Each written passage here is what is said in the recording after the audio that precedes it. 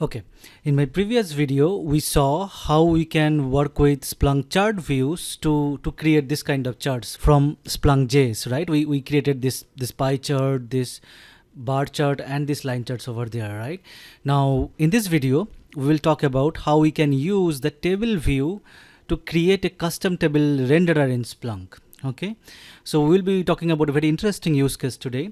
So before that, let me go back to the TMDB first dashboard, which we created using simple XML, right? Now below these charts, so there is a table view, if you see, which is basically telling us the movie detail, like the movie ID, the release date, the title, the overview, those stuff, the popularity and those stuff over there, right? Now we will try to use the similar kind of information today, but before that, let me try to run this guy over here, this search over here. Okay, so if you see it over here, if I just go back to our TMDB index, okay, now this is the movie details, right? Now in the movie details, so there is a field called backdrop path, if you see it over here, right, which basically have a JPG file name over here. So this is nothing but the movie poster.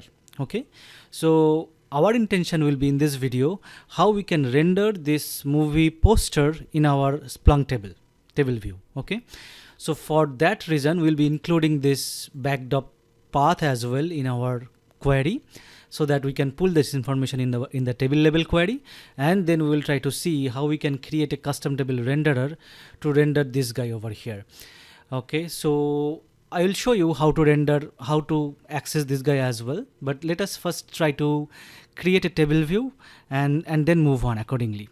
Now to create a table view, what we'll do first, we'll create a basically HTML div in our JS dashboard, right? So it will be a new row. So that's why I'll be creating a new row over here. Okay, now a new panel inside the row over here. Now inside the panel, I'll be creating a HTML div element, which will basically render that table over here. We'll give it a name called, let's say, movie detail. Okay, so this will be my div ID over here. So let us save it. Now to create the table view, what we need to do is we'll, just like we did it for our other videos, we will follow over here. We will click on this table view over here under Splunk views visualizations in the Web Framework component reference. So to create a table view, this is the library we need to include, as we did in previous videos. We will be include this one in our JS as well. So let us include that. Okay, so as we included that, we have to basically include the returned object name over here as well. So let us try to copy that from here. Okay, so let's give that name as table view as we have it in our Splunk documentation itself. So table view. Now to create a new table, what we need to do is we can just copy this guy over here. It's just like other Splunk objects in JS. It is having some kind of properties and their corresponding values. So let us try to see that first. Okay, now for the table view, as we have seen for other kinds of visualization elements, it has a ID, even the data, that means like how you want to retrieve the data from the search result. I have discussed this in our chart view as well. Okay, for table there are certain extra things like timeline and those stuff. Okay, even you can have the data overlay mode, because in Splunk tables we can basically overlay the heat map as well, or high-low value as well, right? So that it will create those. Basically the table cells will be colored according whatever you are selecting over here, right? So those stuff also you can do. Even you can display the row numbers. This is the drill down, which will be discussed in separate video at all. Even drill down redirect we have seen in previous video when we talked about the chart view. The same stuff over here. Fields, so this is an important property. Like sometimes what happens, you are selecting, let's say you are selecting 5 values from your search result to display in the table, right? But let's say you want in the table you want to display only the 3 values. Other 2 values you do not want to display, but you want to use them for some calculations when you are doing the table search, right? In those cases, fields is very much important. So fields will only, you can give a comma separated list over here, which will tell you which field you want to display in the table. You can, but your search may result more than those fields as well. Okay. So even in XML also there is a tag available with fields as well. Okay, in the table view. Even there is a format option by which you can basically format the sparkline. Maybe we'll see in another video how to work with sparklines in Splunk tables. Manager ID, this is important. This is the ID of the search which basically bind to this particular table. Pager position, like in Splunk tables, if I just go back over here, so this is the pager, right? So you can basically select, you can go to next page. If you have huge volume of data you want to you are displaying in table, you can paginate that one as well, right? So this control you can also manipulate, like the where it will be, either it will be bottom position or top position. You can do that one as well. You can mention the page size as well, like how many rows will be displayed for that particular page. Okay, settings we already saw, like different kinds of properties you can mention over there for Splunk table as well. So this things is same for other kind of visualization as well. Even you can control this one, whether we want to show the pager or not, by using this show pager properties. Even if you want to control like the table cell level wrapping, you can do this using this wrap method over here. Okay, now wrap properties basically.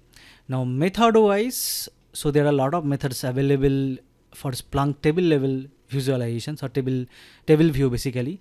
These things we already saw, right? How to these things anyhow we need it for rendering purpose, and these two are needed for getting and setting the properties, right?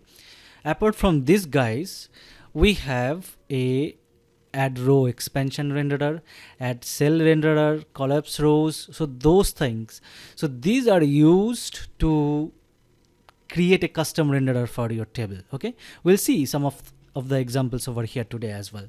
Okay, maybe for table view we will be creating 2 videos, because in this video we will see about the cell level rendering, and the next video maybe we'll see how we can achieve the row level rendering as well. Okay, custom rendering. And event wise, just like for other Splunk visualizations, we have 2 events like click.cell and click.row. Even in the previous video we saw how we can handle these events. Even for table also we will be handling in a similar fashion over here. Okay, now let us try to create the table first. So we'll just copy this guy over here, we'll go over here, we'll just go to the end of the code. Okay, so this will be our new table view. Let's say we'll give a name called example table. This is fine, I think. Okay, and the manager ID, as we did for other visualizations, we need to have a post process search, right, which will basically depend on the base search we created over there, right? So let's say movie, we'll name it as movie details search. Movie detail search. Okay, this is a post process search. Let's say we'll just name it as table search. Okay, this is the ID. Now it depends on the base search. So what is my base search over here? So this is the one, right, we have created before. Now as we mentioned, we need the backdrop path as well, right? So if I just go back over here in our search, we need this guy as well, because we want to render this JPG in our table level side. So that's why we want to include this guy as well, because I think previously we have not included that. So let us, now our requirement has been changed, so we are including the backdrop path as well. I think rest of the stuffs are fine over here.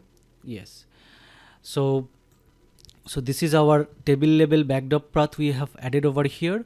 Now what will be our post process search? So if we just go back to our TMDB first dashboard XML.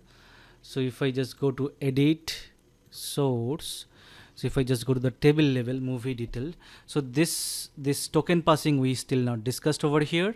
So we have a DDUP ID over here, right? That is enough over here. So that means these things we do not need it, right?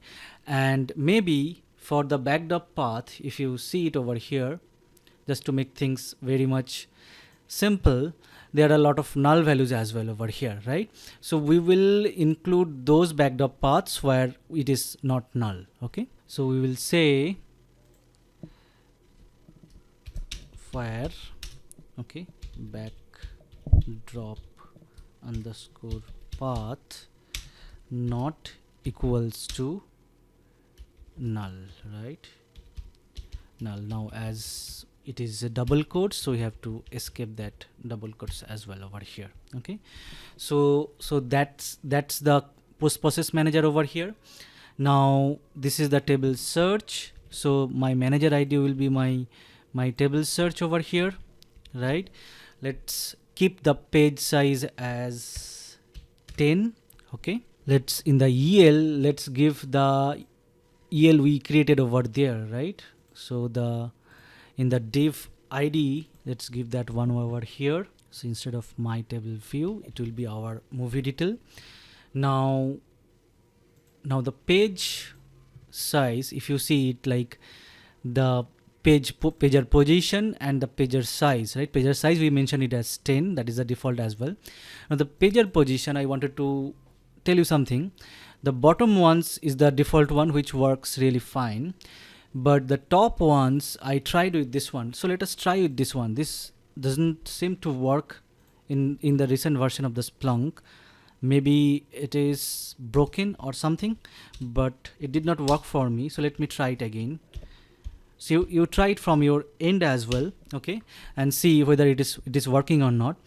But bottom one definitely works. So let us save it, and we need to basically bump it now and try to see first our table is rendering over there or not.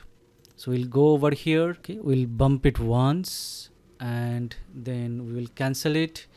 We will try to run this one over here. Okay, so if you see, the table has been displayed over here. From the search result, we have our ID, this release date, original language, and other stuff, including the backdrop path. Okay, but if you see, the pagination itself did not work when we have given the top. Maybe something is broken over here, but if you give the bottom, which is basically the default one, so that's why you do not need to mention as well. Okay, so we'll just save it, and if we just bump it once and try to refresh this dashboard again, so now the pagination will be in the bottom side, and now see, if you see, it works over here. Okay, so our basic structure is ready. Now what we'll do now is we will not use all these informations over here. Okay, we will use couple of information. Let's say backdrop path, which will be used to basically render the movie poster, and then we will use the release date, and let's say popularity. Okay, popularity will be under the movie poster, will be basically displaying those two informations, and the second column maybe you will be displaying this overview over here. So there will be two columns over here, backdrop path and overview. Under the backdrop path movie poster, there will be release date, movie name, basically original title, and the popularity will be displaying over there. Okay, now before we move on, let's go to TMDB API overview. Okay, so if you go over here under getting started, if you see, there is an option called images over here, right? Now to access a movie image, so this is the way you have to access. Now there is a configuration API. Let me show you over here as well. So if I just try this configuration API with my ID, so let me just get the API key over here. Okay, So if I just give the API key over here and send the request, so this configuration API will basically tell you for different kinds of stuff, like the basically images, what will be the best base URL, what will be the secure base URL, and then different sizes, okay, for logo size, movie poster size, profile size.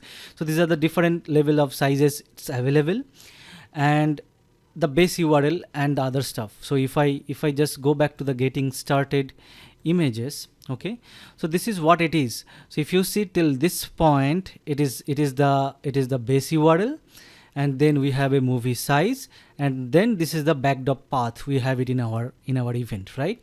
So let us try to see it for one single movie.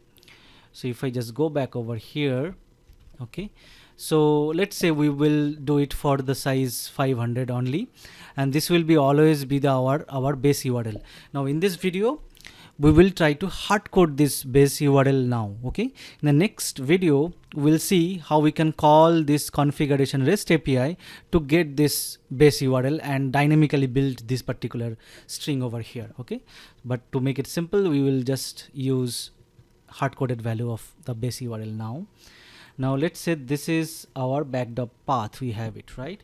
So we'll copy it from our table and we will paste it over here, okay. So this will become the whole URL for our movie poster. So if I just send this request using browser itself, you can do that, okay. And if you see it basically give you the movie poster over here. And if you just change the size over here, so let's say if I okay, there is a one size called I think 780. I did not save it. 780, so it will be increasing, right? Even you can give the original size as well, so it will give better size over here, okay. So we will be using the similar kind of stuff to render our this particular images in at the table level, okay. So to do that one, we'll go to Splunk documentation, okay. Now under display data with Splunk views, if you see it over here, so there is an option called customize table cells and format sparklines, okay. Now sparkline will not discuss today, but it will be required, we'll be requiring the table cells customization, okay.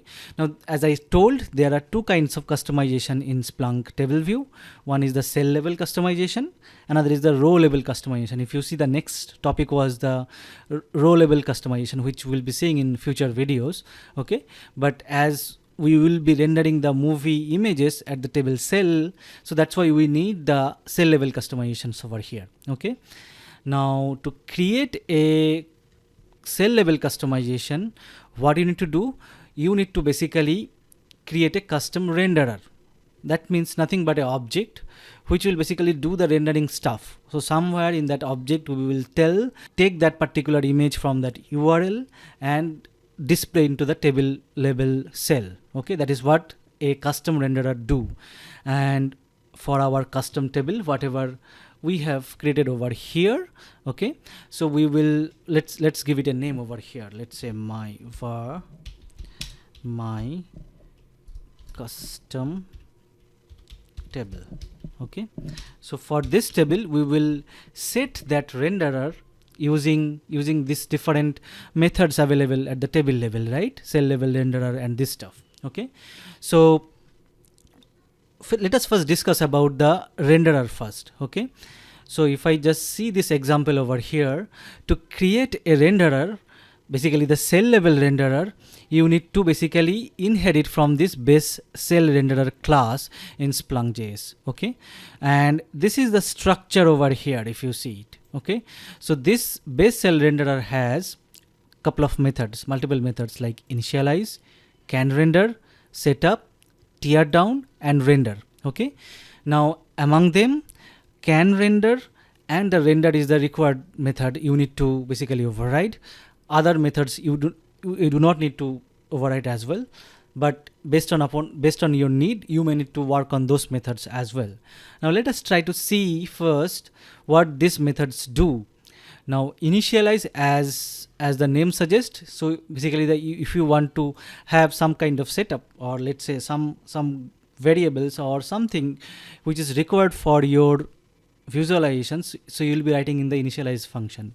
Now can render is basically used when if this guy is sending or basically returning true, then only this custom cell renderer will be applicable for your table. Okay, setup means this method actually called when just before the rendering. So if you have any type of code which you want to run just before of rendering, you can do it over here. And render, as the name suggests, here the base logic will be there for the custom cell renderer. And tear down means it's after rendering. If you want to clear some resources, you can do that in over here. Okay, so what we'll do is we will copy this guy over here, this whole structure, okay, in our JS. Okay, so this is what, so we will be, let us delete this stuff from here. Okay, so even though you do not mention any code over here, you can leave it blank. Okay, that should be fine. Now after creating the renderer, we will come back to this rendering logic very soon. Okay, so let us first create the skeleton first. So there is an example over here in that page as well, when the page we were referring before, right? So over here, if you see, after that they have created this custom table renderer. So what you need to do, you need to basically add this renderer to your table. So before that, you need to basically create a object of this renderer over here. Okay, so this is basically a class which basically extended from the base cell renderer. So we have to first create an object of this class. Now this is my custom renderer, right? So I will say new custom renderer. So this is my new cell renderer. Then I have to use basically the add cell renderer method. If you just go back to the documentation for the web framework reference, right, component reference. So this is the method we will be using it, and this is required a renderer input, right, as a parameter. So that is what we will be doing it over there.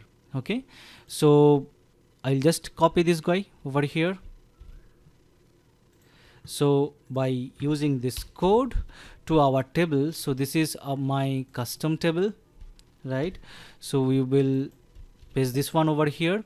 So with my custom table, by using this method, I am adding this my cell renderer over here. Okay, then I have to basically call this render method to render the table, right? So that's why I'll just copy this one, then we will change our table name over here. Okay, so this is our custom table name. So my custom table dot renderer. So this is the code skeleton. So if we can just write the rendering logic now, so that should be enough for the table renderer function over here. Okay, now let us try to build that rendering logic over here. Okay, now initialize, we will not have anything over here, so we will just leave it blank. Now can render, as I mentioned, this method needs to be returned true, then only this whatever we are mentioning in the render function will be applicable. Now this is the best place to mention for which columns you want to basically apply this particular render. A table can have multiple custom rendering options over there. Okay, so that's why we can basically in the can render function, we mention on which columns we want to mention, or we want to basically apply this rendering logic over here. Now as we need couple of fields over here, like the backdrop path, the popularity, and then the overview, and the title, and the release date, right? So because all these informations we'll be needing to basically build this whole rendering stuff, right? So we will mention one by one this field's name over here. Okay, so let me go back over here. Before that, if you see, this particular method has an input called cell data, right? Now this cell data is basically holds a lot of information about that particular cell, like what is the field value and those stuff. Okay, so let us try to see it first using console.log. Okay, what do we have for our cell data? Okay, now if we just save this one and run this one, as we did not mention anything over here in the render, this whole table may not be showing anything over there, but that is fine. If we just do a bump and refresh this particular dashboard, okay, if I just go to F12, it is showing up now. Okay, now if you see it, it is having it printed basically lot of objects, right? So why it is printed this many? Because for each and every cell it printed its cell data, because that particular method will be called first, right? So this can render method will be called first before the render method, even before the setup method as well, right? So that it will check out for true and false value. So that's why for each and every cell it printed that cell data object. Okay, and if you see it over here, this object holds lot of information like the column type, data overlay, the field name. If you see it, for ID field it has this one, like those stuff, the value of the field, everything, right? Now to work with certain fields, what we need to do is we need to basically check with the cell data dot field. So let's say if I just want to apply for release date, what I'll say in my JS, I'll say cell data dot, and over here the name is field. So field triple equals to is the comparison operator in JavaScript. Okay, and here my field name release underscore date, right? Release underscore date. Okay, so this is how I will say if this one is release date, then just return true over there, or I can just say return this guy, right? So and in this case this console.log will be invalid because after return it does not make any sense. Okay, so this will be our code for can renderer. Now as we need more than that, what we'll do, we will just put it in or condition. So we will just copy these guys over here. Okay, we will need release date, so this is the or condition. Now what are the data we need? We need the release date, we need the movie title as well, correct? So let us put it over here. We need the overview as well, so let us put it over here. Okay, and we need the backdrop path as well and popularity as well, right? So we need couple of stuff, and then we need the popularity and the backdrop path. So we'll say popularity and the backdrop path. Okay, so this will be our or condition in our can render function. So if we are encountering any of these fields, it will always return true over there, right? And then the setup method will be called. We do not need anything before we render it, so we will skip it. Okay, even tear down also we do not need it. Now we can work with directly with the render method over here. Now if you see, for the render method we have two inputs, td and the cell data over here, right? So td means a particular, as we know from the HTML, the trtd same like the table row and the table data.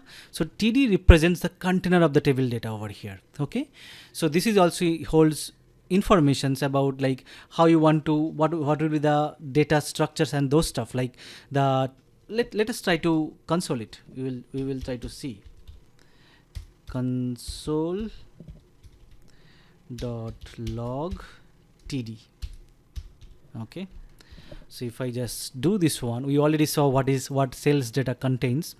Okay, now before that, in the render method we will say this one, if my cell data dot field equals to backdrop path. Okay, so this is important, because in our render method we are basically mentioning display the image only when you are encountering the backdrop path field over there. Okay, So that's why this code. So if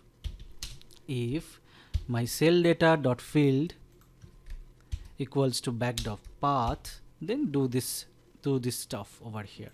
Okay, and maybe we will just come back to the new line and do this. Okay, let us try to see it first. So we will bump it once and we will just do this one. Okay, now for the backdrop path, if you see it over here, it is not displaying now the backdrop path anything over here. Those values are gone because now we have wrote something in the render method, and it did not find what it is. We have just written a console.log of the TD, right? So we did not mention how to render this one, so that's why it is showing blank, but that is fine. We will be eventually going over there. Our main intention was to see the contents of the TD over here. Okay, if you see, it's a container over here, and which supports a lot of methods, like how we can access, how we can set a class, and those stuff, how you can hide something and those stuff. So these are the methods available for TD. So today we will be using this method called add class over here. Okay, and also we'll be using another method called HTML over here. Okay, so to set like how we can basically render that movie poster over there. So let us go back over here. So we will write something like this one, $td dot this add class, right? Add class. Okay, we can give any name over here. This is just to give it assign a class to that HTML DOM element over here. Okay, so let's say some class, we can give any name over here. Then we will say dot HTML. Okay, so here we will be basically writing a HTML code to render something over there. And now if you see it, once we reach this point, it is just like how well you can write a HTML code to display something over here. If you want to display checkbox, you can write a checkbox code over here. If you want to display a movie poster, just like we will do it today, we will basically call that HTML image tag over here. Okay, so let us try to continue. Now if I just go back over here, for each and every backdrop path, it will be a separate value, right? Because it has separate movie posters over here, right? So that means the image inside the image tag, the source will be different, right? So that means the image tag needs to be built dynamically. So for that, what we'll do is today we'll use another JavaScript library called underscore. Okay, so let us go to Google and see underscore.js. Okay, so if we just go to underscore.js, this is a very interesting JavaScript library which supports the templating as well. Okay, so if I just search for template, okay, this is the one, and if you see, this is how you'll be calling a underscore.template function. Now what it does, basically, you just like a HTML templating. That means if you see it over here, they have given some examples over here. Let's say hello this name. So this is how you can basically pass a variable kind of stuff inside this template method over here. Okay, so when we compile with name equals to mo, if you see, it will basically print hello mo over here. Okay, now if you read the description of this template one, it basically compiles the JavaScript templates into function that can be evaluated for rendering. Okay, useful for rendering complicated bits of HTML from JSON data sources and other stuff. Okay, and if you want to make it as like, if you want to pass some dynamic values, like just like variables, you can use either this one or this one over here. Okay, I'll suggest you read through this documentation over here to understand more. Okay, so let us try to do that one. So before we do that one, we have to include this underscore in our JavaScript as well, right? Let us go back now. When we are doing for other views JS stuff, right? So similarly, we will do it for underscore as well over here. Okay, so we'll say underscore. Okay, now as we did it for other stuff, we need to basically get the return value as well. So we will name it as, we can give any variable name over here, we will say underscore, because lot of places you will be seeing it like they call this underscore, the return object underscore as underscore only, just to give it a similar kind of symbol over here. Okay, nothing fancy, you can give any name over here. Okay, so we included underscore through require. Now you will come back over here in our HTML where we have written it over here, right? So we'll say underscore dot template, right? That the template method, we have seen it over there. Now the template method takes two arguments. The first argument is a HTML code, okay, and the second argument is, if you basically have given some variables name over here, that variable replacement will be the second argument, and you need to give it in a kind of JSON kind of structure, as you have seen in the underscore documents over here, right? So now, as we will be creating a complex HTML kind of stuff, so that's why we will do with the multi-line string over here, and in JavaScript it is double tick over here. Okay, so we can just go back to the next line over here as well. Okay, so that's the beauty of like multi-line stuff in JavaScript. So we will just try to give it something like this one. Okay, so this is here only we will be basically giving the HTML code over here, as we need to display the movie poster as image, so we'll be using the image tag over here. Okay, image source, as image tag requires a source, right? So there will be some source value, we will see what it is.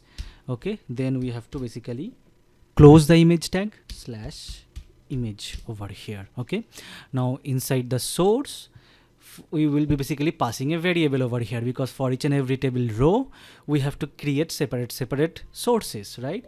So if I just go to underscore, this is how you can basically pass a variable over here, right? So we will copy this guy over here, let's say, or maybe this guy.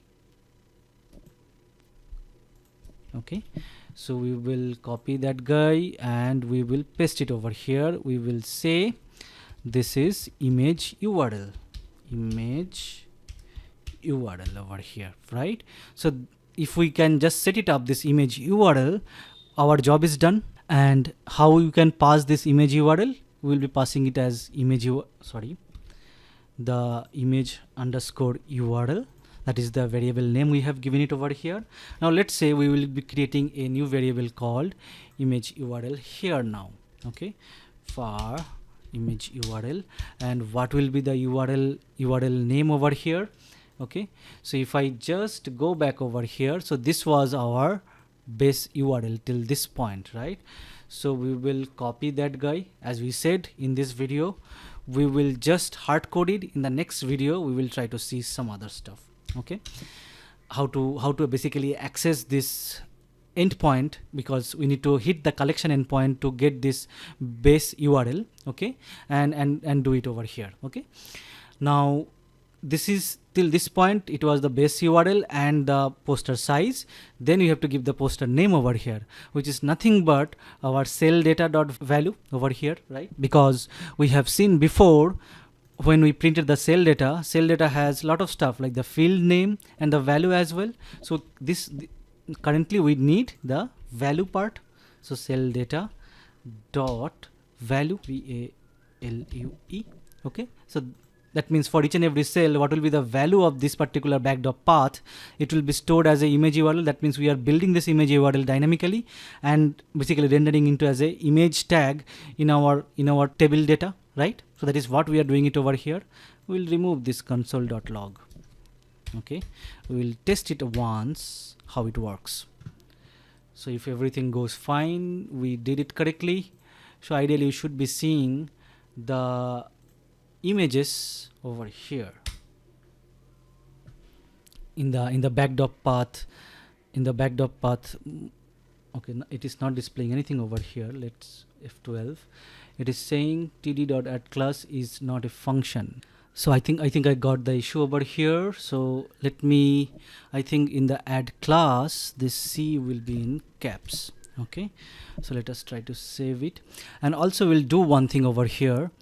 in the movie details search, right, as we need only this 4 columns, we will just table it so that we will not include any other columns over here. Okay, so table our release date, then title, then we have popularity, then we have our backdrop path, and then we have overview, right? So that we will just work with this 4 columns over here. Okay, popularity and the overview over here, so that our data set will be very much smaller over here. Okay, so if I just do the bumping and try to display it again now, and if you see it over here under the backdrop path field or the column, the movie images are coming up one by one, right? So at least the image rendering is successful now. Now our goal is to give this release date, title and the popularity below this backdrop path over here. Okay, and then eventually we will not need these 3 columns over here as well. Okay, so we will see that now. Now to basically display the movie title under this particular image, what we need to do is basically we need to create another tag over here. So let's say we will display in h1 over here. Okay, so the movie title we will be displaying in HTML h1 tag, and similar way whatever we have done for image URL, so we will be passing a title value over here, right? So let us try to create another value over here, title. Okay, now in the title we will be basically creating another value, so we'll say comma title.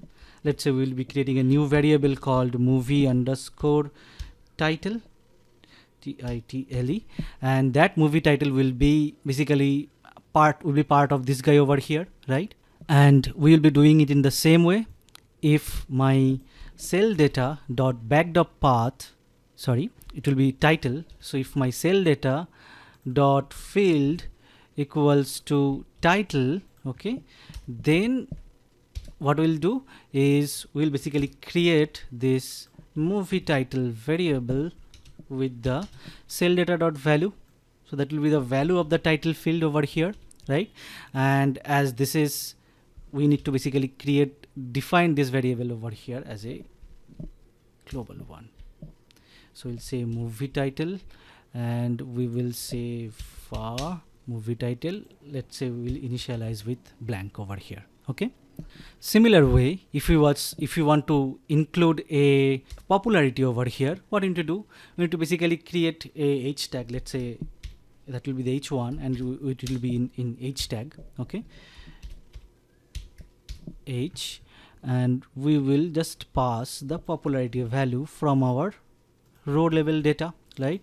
Let's say popularity, and similar stuff. Let's say in the popularity we will pass a new variable value called popularity. So we'll just copy this guy over here, and we'll say if my cell is popularity, just capture the cell data value, and we'll name this variable as popularity. We will define it over here, popularity equals to this one. Okay, this is also done. Similar way for release date, we will do the same stuff.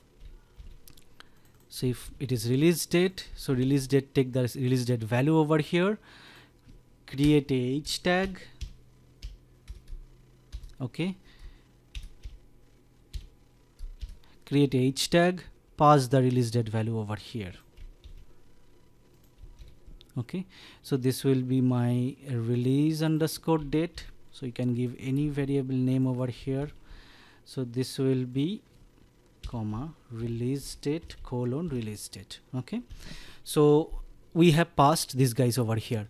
Now this is very much important, this sequence. Okay, because we are checking the title field, then taking the title as a movie title, similarly for popularity and the release date.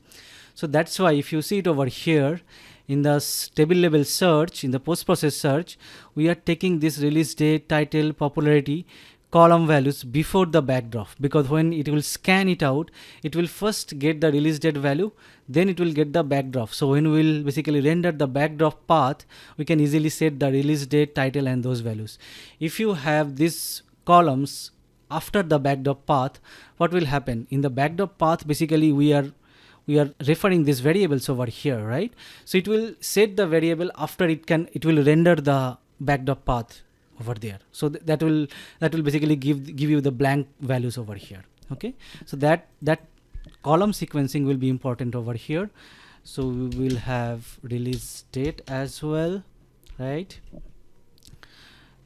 So if everything is fine, at least we can see those three values like title, popularity and release date one by one below the backdrop path image over there. So let us test it out once. Okay, we will do a bump and we will come back to our dashboard. Okay, and if you see the value is coming up like this one, and this is the popularity. Okay, let me do one thing over here. We will say popularity, so it will say movie title equals to the title value, and it is very small. Let us try to give it h2 tag over here. Okay, it will be a little bit bigger. Similarly for this is also h2, we will say. Okay, h2, and we'll say movie popularity is this one. We will make it as capital P, and movie release date equals to this one. So we will say, instead of this one, release date. Okay, so this will look good basically. So if I just do it this one,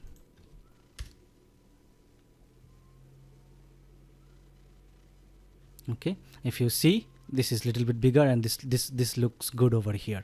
Okay, so this is how you can access the other informations from the other panels, okay, and display it alongside with your any of the other panels over here, right? So I'm just giving you an example over here, and the same concept you can apply for other your own requirements as well. Right now it boils down to I need to hide this columns over here, right? And let us, before hiding this one, let us try to see if we can just populate the overview as well. So we will do it in similar way. So whatever we have done it over here, if my cell data dot field equals to overview, okay, field equals to overview, then what I want to do is similar stuff, HTML template. I'll just copy it. I'll just name it as some class 1, some any class name you can give it over here. Okay, so template will be closed, HTML will be closed over here. Now inside the template, similar stuff. In double tick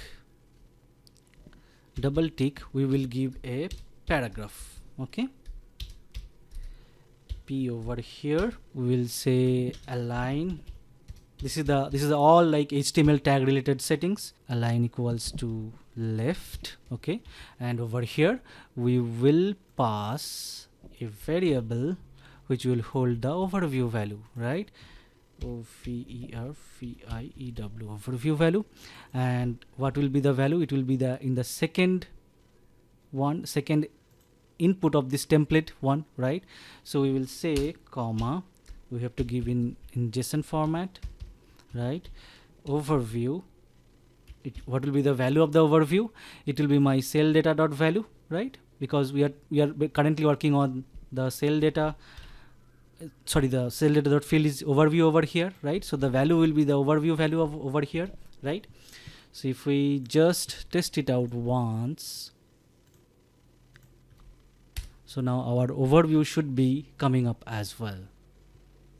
Okay, if you see it, our overview is coming up over here as well. Okay, now essentially our problem statement boils down to if we can just hide these 3 columns over here, our job is done, right? So for that, the CSS is coming into picture now. So using CSS, now we will just try to hide these 3 columns, then we'll be done over here. So what we'll do now, we will go to our TMDB app server, static. We'll create a new CSS file called tmdb.css. okay, tmdb.css over here. Now inside that TMDB CSS, we have to write our code, CSS code over here. So let us try to delete this stuff. Okay, now in CSS, to hide a table column, what you need to do is basically for your panel, okay, we'll give it an ID, let's say, because there could be multiple tables in your dashboard, right? And which panel you want to do it, let's give it a ID over here in the panel. Okay, let's say movie detail panel. Okay, so for this panel, we will basically hide those 3 columns over here, and the code is very much simplistic. So if I just take it out, so if I just see the CSS code I previously written, this is nothing but like for this div. If you see, I have just given the panel ID over here. Okay, so we will give our own panel ID, then the table header, the nth child, you have to give the column number over here. This is the first column, this is the second column, this is the third column, and we will just give the display equals to none. That's all we have to do. Okay, and for the paragraph, like the movie overview, we have given a tag called P over here, right? So if you just want to make it as like properly formatted, like in the browser panel itself, you want to display in the wrap mode, you want to give this one as well, word break as break all and white space equals to normal. So what we'll do is we'll just copy this one, because there is nothing over here to explain. Okay, and what I will do over here is for our panel, we have given the name of this panel over here, right? So we will say movie detail panel. Okay, so for this panel, first column, second column, and the third column, we are basically hiding it. Now I am not the CSS expert, maybe we can write in single CSS itself this one. Maybe if you are expert of this one, try it out, this one. I think it is possible as well. Okay, and column name we have given 1, 2, and 3.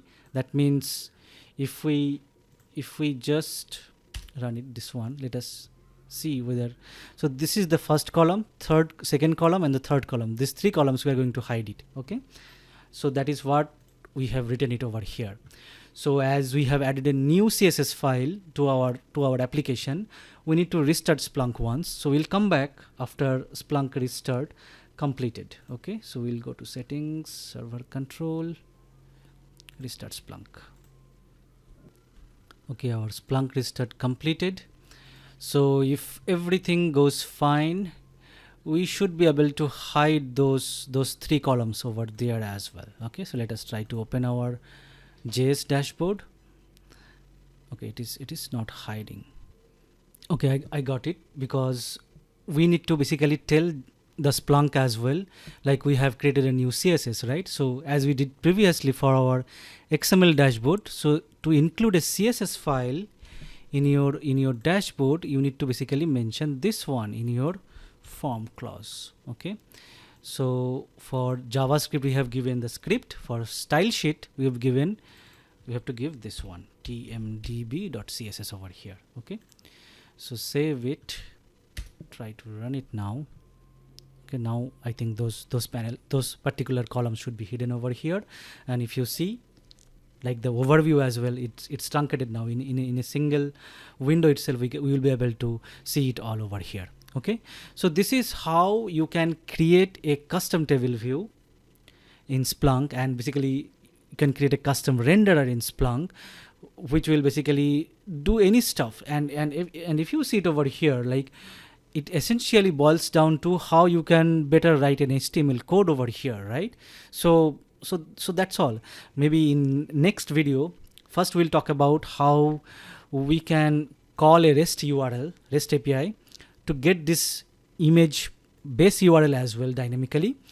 And then maybe in next video we talk about the custom row renderer and how to handle, suppose let's say in table level we're adding some buttons or some kind of checkboxes, right?